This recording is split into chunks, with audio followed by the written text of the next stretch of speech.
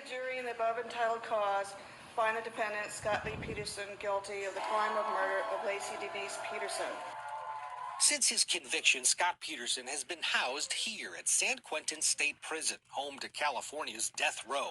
These are his mugshots from his arrest in 2003 through the most recent photo released in 2018. Peterson's life on death row includes a single cell with a TV, access to books, art supplies, and phone calls. You are allowed to go out on a yard with a group. Usually some people on death row are not allowed. They're alone all the time, but Scott is allowed to have yard time and participate with other inmates. That's Scott's sister-in-law, Janie Peterson, who since the conviction has helped work on Peterson's appeal and, along with other family members, has made frequent trips to San Quentin for visits. Jackie Peterson, Scott's mother, who was on oxygen at the time of Lacey's disappearance, passed away in 2013, believing up until her death that her son had been wrongly convicted. Lee Peterson, Scott's father, is still living in San Diego. He's doing okay. Unless you understand how heavy this injustice is, it's hard to understand how he's doing. But given the circumstances, he's doing well. Please bring our daughter home. Lacey's mother, Sharon Rocha, whose heartbreak touched millions of people, released a book in 2006 titled For Lacey. Though she initially supported Scott during the first few weeks of Lacey's disappearance, once convinced of his guilt, she remained steadfast in her belief that Scott Peterson murdered her daughter and grandson. In 2008, she told the Modesto Bee how life has changed forever. I've realized that so many things that seemed to be so important before just aren't important. My daughter presented this morning. She's 8 months pregnant. The 911 call to police was made by Lacey's stepfather, Ron Gransky. He was a steady voice of strength for the family. At one time, he was very close to Scott, but also was convinced of his guilt. But justice was served. Ron Gransky died in 2018 and is now buried next to Lacey and Connor, as is Lacey's biological father, Dennis Rocha, who also passed away in 2018. His emotional breakdown during a news conference seemed to be felt by people around the world. For your continued efforts in finding my daughter. Now we can move forward. Now justice can be done. The attorneys also left a lasting impression on those who followed the trial. Prosecutor Rick DeStasso became a military judge, currently serving in the Army's 4th Judicial Circuit. Dave Harris was promoted to lead deputy district attorney, and prosecutor Birgit Flattinger was elected district attorney of Stanislaus County in 2006 and continues in that role today. Mark Garagos, Scott Peterson's defense attorney, continues to represent high-profile clients. Judge Alfred DeLucchi died in 2008 after battling cancer for several years. We did have a romantic relationship. Amber Fry, the so-called other woman, became the state's star witness at trial. She secretly recorded conversations with Peterson, providing prosecutors with some of the most damning evidence. She is now 45 years old with 2 children. In 2015, she told the Today Show that she has no regrets about coming forward and helping put Scott Peterson away for life. I don't regret anything, and as crazy as it sounds, as what came out and whatnot, that I would do it all over again, because it wasn't about me. There's a missing woman carrying a child that...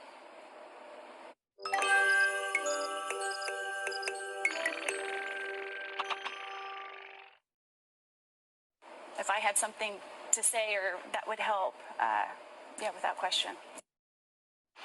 Joining me now to talk about Scott Peterson's appeal is Court TV special contributor Ashley Banfield, who knows a lot about this case. Ashley, I want to start about the process. People are like, why does he get some sort of special treatment with the California Supreme Court?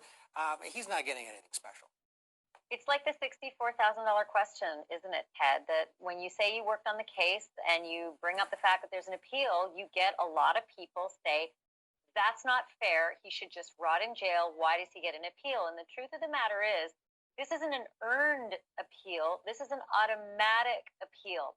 if you're going to have the death penalty, you don't get a mulligan. And so it is ingrained in U.S. jurisprudence that if you are handed the death penalty, you will have an automatic appeal. That's something that even happened for the Oklahoma bomber. It's just the way it is. That's how we try to protect against doing the wrong thing. It's automatic.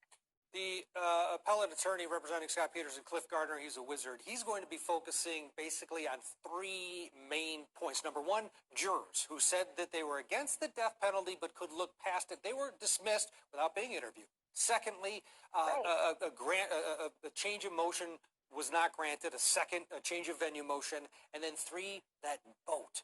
Lots to do with the boat. There's the video of the boat that the defense had. They wanted to show it to the jury. It was basically one of their attorneys, a guy by the name of Rafa, was pretending to be Scott Peterson. That's him. And they did the simulation, trying to throw over this weight. And, of course, the boat capsized in their simulation in the San Francisco Bay. Judge DeLucchi said, nah, it's different. It's a different boat, different condition. No way this is coming in. They're going to argue this is one of those things. In your mind, what's the strongest thing that Scott Peterson has going for him with this appeal?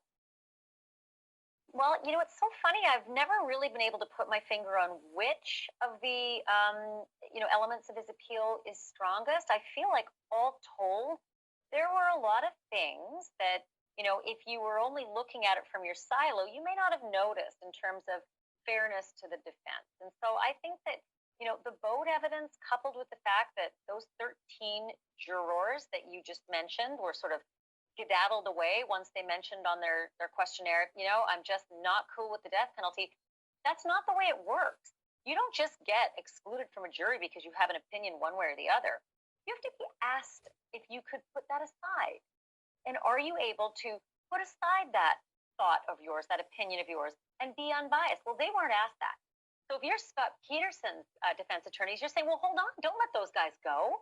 They might actually bring a different kind of bias. Why are we only picking ones that are absolutely hell-bent on saying, I love the death penalty? That doesn't seem fair to my client. So that makes sense to me. It makes perfect sense. The boat evidence makes a lot of sense, too, except for the fact that that was a demonstration just done by the defense with no policing of it whatsoever. So that's not fair either. However, the defense on the other side did not take the judge up on his recommendation to do the experiment all over again with everybody present.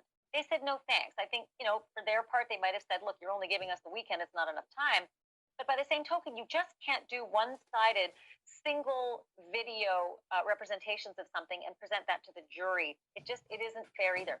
And then the judge, unfortunately, said to the jurors, well, you can go see the boat in a garage on a trailer. And two of the jurors got in the boat on a trailer. I am an avid yachtsman, and I have been driving a boat my entire life. You do not get in a boat on a trailer and assume that the same conditions will prevail. The judge can say something. He can cure that by saying it's not the same condition, but you shouldn't let the jurors get in the boat because they might get an impression, especially if they're not yachtsmen, this thing wouldn't tip. They might get their own impressions, which are not realistic on water. So I think that was a big mistake. Yeah, Judge DeLucchi did, in the state's rebuttal, they said, hey, the judge told jurors, after allowing them to get in the boat, which was probably a mistake in hindsight, he said, you can't factor that in because it's so much different than the San Francisco Bay. Let's listen to Janie Peterson, Scott Peterson's sister-in-law, talking about the boat evidence and its significance. Scott's defense team had created a reenactment of attempting to dump a body out of the type of boat that Scott had, and the back end of the boat actually sank. And the judge did not allow the jury to see that reenactment. Prosecution did perform a reenactment that the jury was allowed to see. Additionally, when you get into deliberations, it was clearly important to the jurors how stable the boat was because the jurors asked to see the boat during deliberations.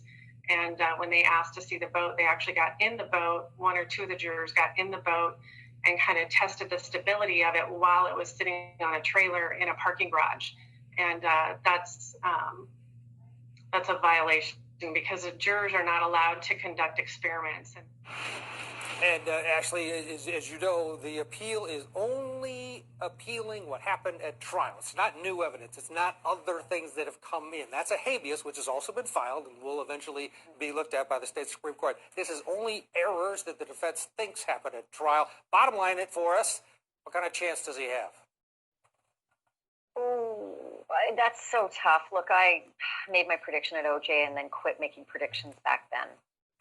But I also just noticed something that I hadn't thought of before, and that was how wavy it was when the defense did that demonstration. I've been in a boat when a wave has simply come over the back and capsized it. I don't know what the conditions were like on the day that Scott was fishing. Could have been 100% different. So that was something else that just tweaked my memory. And I think